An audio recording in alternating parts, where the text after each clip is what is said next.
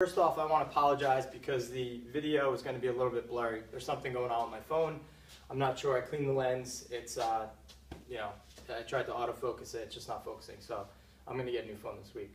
But anyway, bear with that. And I wanted to talk about how to pick something up. I know it seems kind of goofy, but this is why we train. I mean, this is why I train. I train for everyday life. You know, I make things easier for yourself. You feel stronger, prevent injuries. These are the real reasons we should train.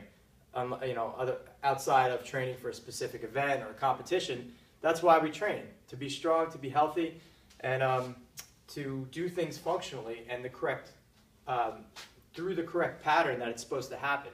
So let me explain that. If I'm going to pick something up, now you've all had to pick things up around the house, whether it's your kid, whether it's your laundry basket.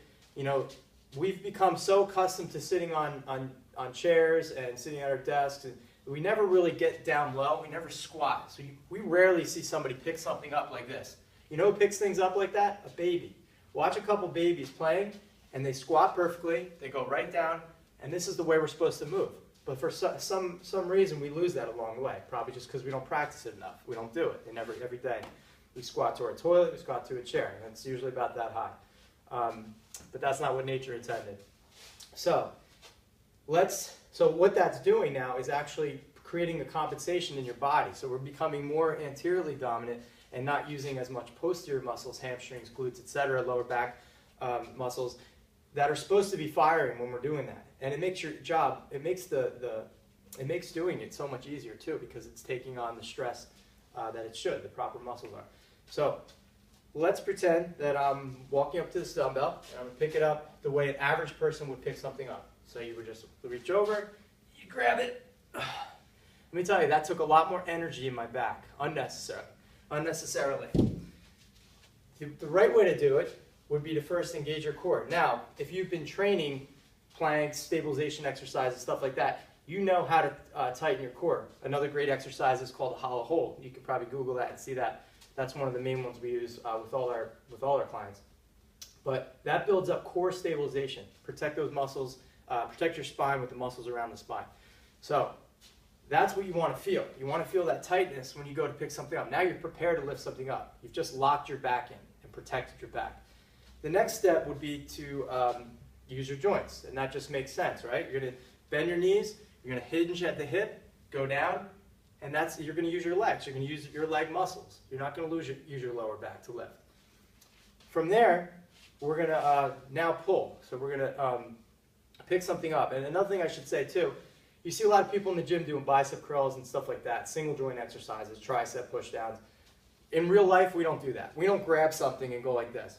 We grab it, we twist, we're using lats, we're using traps, all simultaneously. It's called synergistically, when the muscles work together like that. So you have main muscle movers, and you have stability, the small stabilizer muscles, and you have all these other muscles that assist the movement. That's how we move in everyday life. So that's how we should pick things up, and that's how we should practice picking things up. So again, tight core, hinging at the hip, bending your knees. I'm going to pull my shoulder back to engage my lat, because my back muscles are a lot stronger than some of my arm muscles, and I'm going to grab it and I'm going to pick it up. Now I'm still loaded up and I'm still tight here and I'm still pulling. If I relax, that happens. All right, and you can see from the side, tight, relax. You just saw what happened to my back and what happened to my shoulder. Shoulder protracted, back extended, or flex forward rather. All right, so you don't want to do that. The other thing too, if you're picking something up like a dumbbell or like a barbell that has some kind of a bar that you can grab, try to grab it more in your fingers, because this is going to use less energy in your forearm. Richard Hawthorne taught me this when I was powerlifting, because I was grabbing the bar higher up in my hand, and I'm using like a lot of energy in your forearm here, because you're flexing. The more joints that are straight, in this case like your wrist, the less energy. And in this example, you want that. So grab it in your fingertips if you can, if it's a handle of some sort. Lock your thumb over the top. Again, my hamstrings are loaded up, my core's tight, my lats are turned on. Pick something up. A lot easier to carry. All right? Give that a shot, and hopefully save yourself some problems, especially back problems and shoulder problems. Very common. Good luck.